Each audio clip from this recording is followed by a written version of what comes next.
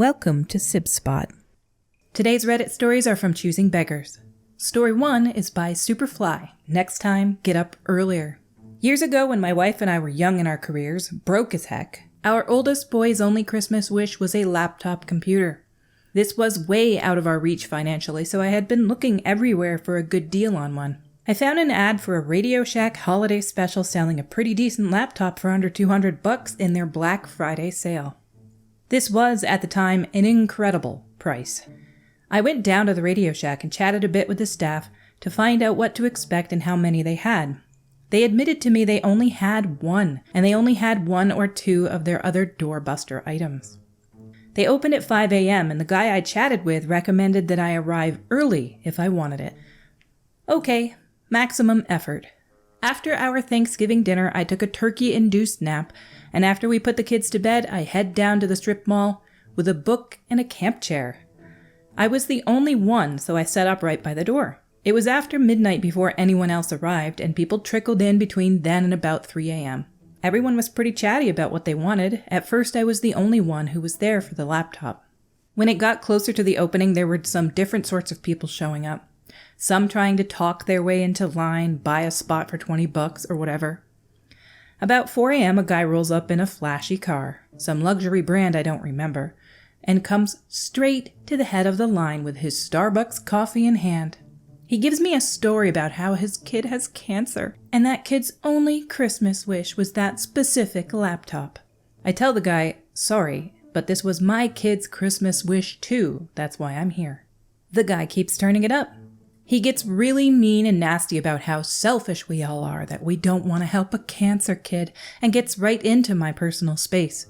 I keep telling him no, and his tone continued to escalate. At that point, I stood up, folded my camp chair, and told him, I'm just some guy without much money, but I got up early enough to be first in line here. If my kid was battling cancer, I would have been here even earlier, and I sure as heck wouldn't have taken the time to stop for coffee. Either you're a liar or a terrible dad. But either way, I'm not moving. Next time, get up earlier. I'd like to say everyone clapped, but mostly they just tried to stay out of it and looked the other way. The guy just went right to the end of the line and everyone else looked embarrassed. The nice, chatty, excited vibe was gone. I could tell by the guy's body language that he was going to try to rush in and get what he wanted after the doors open. But the Shack employees did a great job. Just before 5 a.m., they came out with a clipboard and went down the line, writing down our names and what doorbuster we were buying. Then they gave me a slip with the laptop model printed on it. They had all of the limited quantity items behind the counter, and I was out of there with laptop in hand in about 5 minutes flat. Next time, get up earlier. I'm glad you didn't cave to this guy and his luxury car with his Starbucks coffee and needs this specific laptop. If he's got all that stuff, he can afford to pay for a regular price laptop.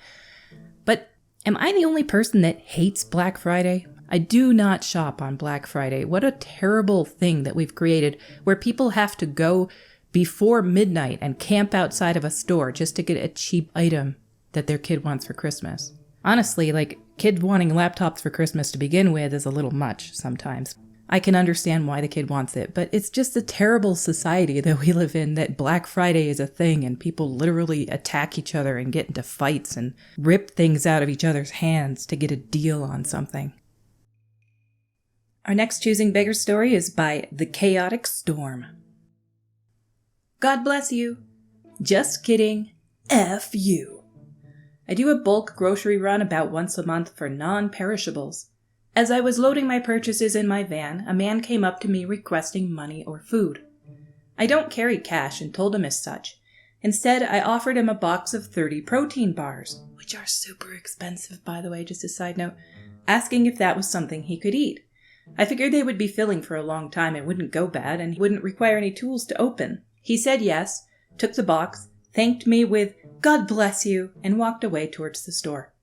At first I thought he was going to attempt to return the protein bars, a common scam here, but he opened the box and started eating one. I thought to myself, wow, he must be hungry after all, and finished loading my groceries. However, this guy chucked the rest of the box on the ground next to a trash can and walked away. Geez, man, if you don't like or want them, at least give them back or give them to someone else. I ran over and grabbed the box. I was pretty angry at this point. Then I saw him approach another woman loading her purchases. Once again, he started requesting money or food, with "God bless you" included. I yelled at her not to give him anything and explained what he had just done with the food that I'd given him. That "God bless you" turned into an "F you" pretty dang fast. The other woman was pretty angry and started yelling at him to back off.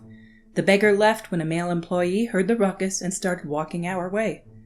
I don't want to not help someone who's actually in need, but sometimes people suck. Top comment reply down below by the Shy Nerd. Every Sunday there's a family that posts up outside my local Walmart. They used to ask for money or food, but people gave them food instead of the requested money, so now their sign says, "Car is out of gas, we need money." I am totally fine with people like that being removed from the premises. People like this, they literally make tons of money by lying to people, and basically, it's basically stealing, saying we need money, and some panhandlers make so much. Some people are just doing it for drugs and alcohol. Others actually do it for a living. I've heard stories of panhandlers who are offered jobs and they won't even take it. They'd rather beg because they make better money that way. Our next post is from someone's Instagram who is following this Instagrammer. The post is by Nurse Toasty. Luxury gym. Not a joke from an Instagram I follow. She is serious. Current situation. And she posted a picture of her hands and she has her nails done and everything. But she's got like dirt on her leg too. Current situation. Living in extreme poverty. Barely able to afford meals. Accepting sponsors for the following. Hotels. Cars. Houses.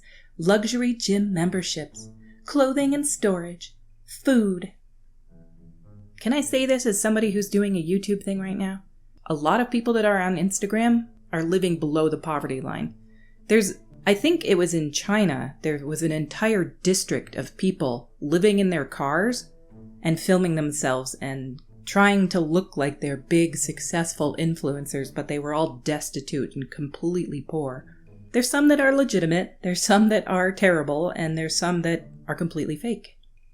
Top comment down below by Dragon Child with an E at the end.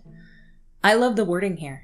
Accepting sponsors, like she's gonna go through and give people the privilege of letting her butt mooch off of them. Underneath that by Dior for me.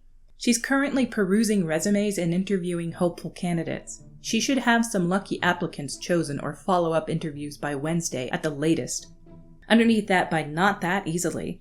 I had an Instagram influencer contacting me about sending him some free product. I'm a leather worker. And he would evaluate it and determine if it was good enough for him to post about. He listed the items he wanted and mentioned some customization, all of which would have been around $500 worth of stuff. I didn't respond, and he messaged me again a few days later that I shouldn't let this opportunity pass. So, I sent him a screenshot of my current paid commissions list that goes out for 7 or 8 months, and I told him I didn't need exposure and I wasn't interested in his judgment of my work. Our next story is by Viva Ibiza. Free champagne not good enough for some. I live and work in Ibiza. In the summer of 2000, I was working for a particular club to help with the promotion of this club. We had some of the DJs from our club night play at a local popular bar. These pre-parties were a great chance to promote your event and sell tickets. Part of the role of your headlining DJs was to make an appearance at the pre-party, usually to play. So one day, we had a pre-party and a particularly famous DJ that I hadn't met until that moment was there to play. I introduced myself and asked if he wanted anything. He said he was hungry, so I got him some food and whatever he wanted to drink. He proceeded to play, and then some friends of his showed up and said hi and socialized. It was at this point I thought that it would be a really nice way to show our appreciation of him playing, but also to help with entertaining friends, that I decided to bring over a bottle of champagne. He didn't ask for it, but I thought it would be a nice and appreciated surprise. As soon as I brought it over, I said, "Thank you for coming today. It's been a pleasure," etc., etc. He took one look at the bottle of Moet Chandon in the ice bucket, opened and ready to pour, and instead of saying thank you, he just said, "Have you got anything better than that?" There was a pause of silence. I wasn't sure of what to say, so my young brain just said, "It's free," because here's me on minimum wage, not understanding the concept of turning away a bottle of free champagne, something I'd never even tasted at this point in my life. He responded, "Obviously it's free, but I don't drink that crap. Can't you bring me something better?" So I had to go back to the bar and give the bottle back, and then proceeded to bring back a bottle that was 5 times more expensive and give it to him. He didn't say thank you or even really acknowledge the bottle or me. He just took the bottle and started pouring it for his friends. To this day, he is still the rudest celebrity I have ever met.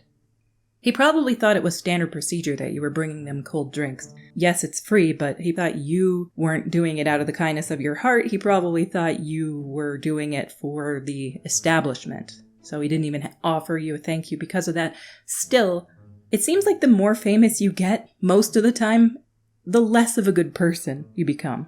It's like inverse relationship. Our last story is by Theora8465.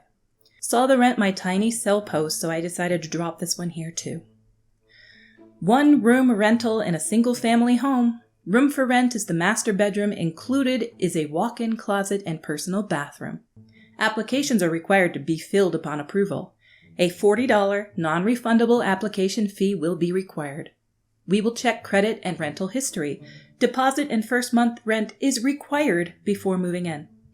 Located right off of Main Street in downtown Suffolk. Parking is available in the street, only not the driveway. Must be okay with cats as they also live in the home. No pets of your own are allowed. Rent includes utilities. $12.50 for 1 private bathroom, 1 bedroom. Makes me wonder what the price of rent down there for other people is. Our stories for today have come to a close. Until we meet again, have a tempting day.